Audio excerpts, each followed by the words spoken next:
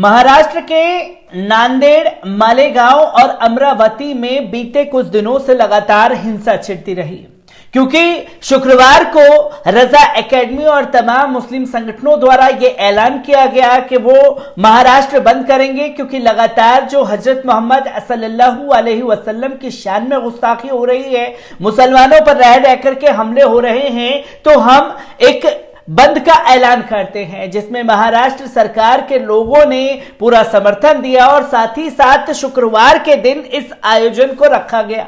और जब शुक्रवार की शाम आई तो शुक्रवार की शाम पर एक हिंसा भरा माहौल बना दिया गया। जब शुक्रवार को मुस्लिम संगठनों ने बंद का ऐलान किया और शुक्रवार को ही उन लोगों का आंदोलन खत्म हो गया, तो सवाल यह खड़ा होता है कि बीते 2 दिन तक अमरावती, नांदेड़ और मालेगांव क्यों चलता रहा? क्योंकि मुसलमानों ने बंद का ऐलान किया तो भारतीय जनता पार्टी के लोगों ने भी ऐलान कर दिया कि वो भी महाराष्ट्र बंद करेंगे, जिसमें वो जबरन लोगों की दुकानों को बंद कराते हुए दिखाई दिए और दुकानों में आग लगाते हुए भी भारतीय जनता पार्टी के कार्यकर्ता दिखाई दिए। तो जब भारतीय जनता पार्टी ने बीते 2 दिनों तक हिंसा भड़काई, तो अब हिंसा को अंजाम तक पहुंचाने के लिए महाराष्ट्र पुलिस ने अपने लठों पर तेल लगा करके पूरी तरीके से तैयारी कर ली है, क्योंकि अब तक 60 से ज्यादा भारतीय जनता पार्टी के कार्यकर्ताओं और नेताओं की गिरफ्तारी होना शुरू हो गई है। और अमरावती का मास्टरमाइंड अनिल बोंडे, भारतीय जनता पार्टी का नेता, उसको भी गिरफ्तार कर लिया गया है। उसका भी वीडियो सामने आ गया है। उस वीडियो पर जाने से पहले अभी एक शख्स ने मुझे ये बताने की कोशिश की, क्योंकि अमरावती का इससे पहले एक वीडियो डाला गया तो कमेंट में लिखा गया कि इन्हें गुंडे ना कहें नदीम भाई, इन्हें आतंकवादी कहें। क्यों? उन्हीं की जुबान आपको बोलनी है, क्योंकि वो आपको आतंकवादी कहते हैं तो आप भी पलट करके उन्हें आतंकवादी कहेंगे। अगर वो आपको कह रहे हैं, आप उन्हें कहते रहेंगे, तो ये चीजें कभी खत्म होने वाली नहीं है, क्योंकि कानूनी तरीके से यहां लड़ाई लड़ना ज्यादा जरूरी है। जो मुसलमानों को बदनाम करने के लिए भाजपा के नेताओं ने एक शिकंजा कसा था, वो उसी में खुद फंस गई है। और महाराष्ट्र पुलिस ने भारतीय जनता पार्टी के मास्टरमाइंड की गिरफ्तारी की है। इस वीडियो पर पहले नजर डाल लीजिए।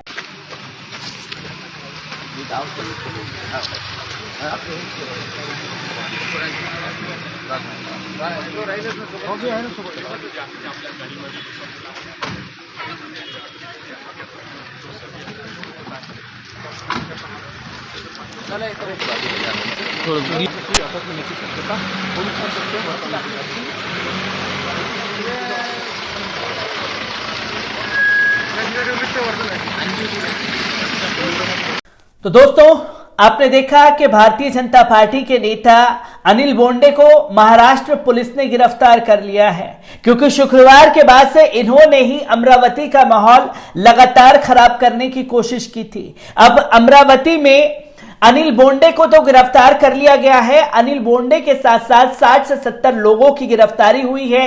किस तरीके से महाराष्ट्र पुलिस लोगों की गिरफ्तारी कर रही है हिंसा भड़काने के खिलाफ, एक बार इस पूरी रिपोर्ट पर भी नजर डालते हैं। आपको बता दें कि महाराष्ट्र के अमरावती में हुई हिंसा में अब तक 60 लोगों को पुलिस ने गिरफ्तार किया है। शनिवार को शहर में बीजेपी, बजरंग दल, विश्व हिंदू परिषद आदि के बंद के दौरान भारी हिंसा हुई थी। हालत इतने खराब हो गए थे कि वहां कर्फ्यू तक लगाना पड़ गया था।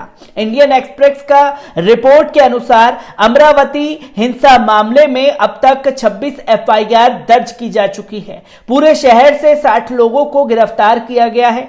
बताया जा रहा है कि शुक्रवार 12 नवंबर को रजा एकेडमी ने त्रिपुरा हिंसा के विरोध में प्रदर्शन किया था। इस दौरान कथित रूप से बीजेपी नेताओं के घर पर पत्थरबाजी की गई। इसी पत्थरबाजी के विरोध में बीजेपी, बजरंग दल और विहिप जैसे संगठनों ने 13 नवंबर यानी शनिवार को बंद का आयोजन किया था। इस बंद के दौरान शहर में हिंसा भड़क उठी थी। रिपोर्ट्स के अनुसार रजा एकेडमी समेत अन्य मुस्लिम संगठनों के प्रदर्शनों के दौरान कोतवाली इलाके में बीजेपी नेता प्रवीण पोटे के घर पर पत्थरबाजी की गई। उनमें उनके घर के शीशे तोड़ दिए गए। इस प्रदर्शन में 25,000 लोग शामिल हुए थे।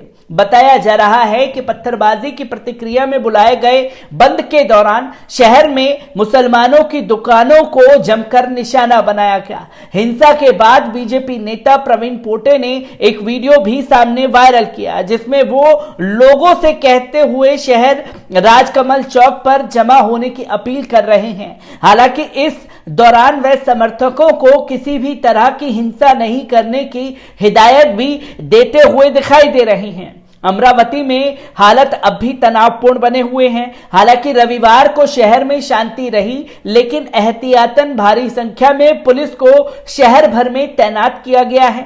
इलाके में 4 दिनों तक का कर्फ्यू लागू कर दिया गया है। इंटरनेट सेवाएं भी रोक दी गई हैं। मुंबई से कई वरिष्ठ अधिकारियों को अमरावती भेजा गया है, जो हालात की निगरानी कर रहे हैं। राज्य सरकार की कोशिश है कि किसी तरह की हिंसा दोबारा ना हो सके।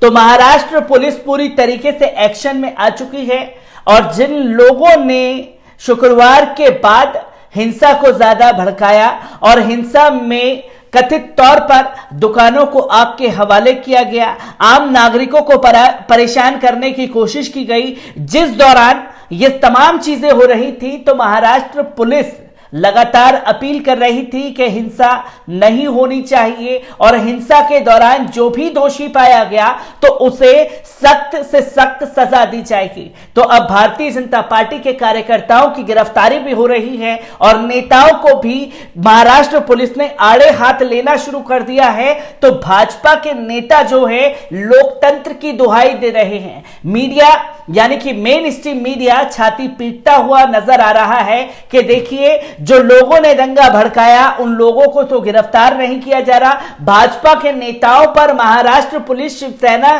के कहने पर भाजपा के नेताओं को निशाना बना रही है। ये लोकतंत्र की दुहाई है, ये डेमोक्रेसी की हत्या की जा रही है। अब डेमोक्रेसी की हत्या का राग अलापना भाजपा के नेताओं द्वारा जारी हो गया है, क्योंकि उन्हें मालूम है कि उनके नेताओं ने जिस हरकत को अंजाम दिया तो महाराष्ट्र पुलिस भी उन्हें सबक सिखाने पर उतारू है। तो महाराष्ट्र सरकार ने खुले तौर पर अल्टीमेटम ये दे दिया है कि आपने हिंसा की थी और जो हिंसा में शामिल है उसे सख्त से सख्त सजा दी जाएगी, क्योंकि संजय राउत ने पहले ही अपने बयान में यह जारी कर दिया था कि इस तरीके से दिखाया जा रहा है कि महाराष्ट्र में दंगा हो गया, महाराष्ट्र में हिंदू खतरे में बता करके अगले दिन हिंसा करने वाले लोगों को बख्शा नहीं जाएगा। और यह भी संजय राउत ने अपने बयान में कहा था कि अगर सचमुच हिंदू खतरे में हैं तो मोहन भागवत को बोलिए कि दिल्ली की सड़कों पर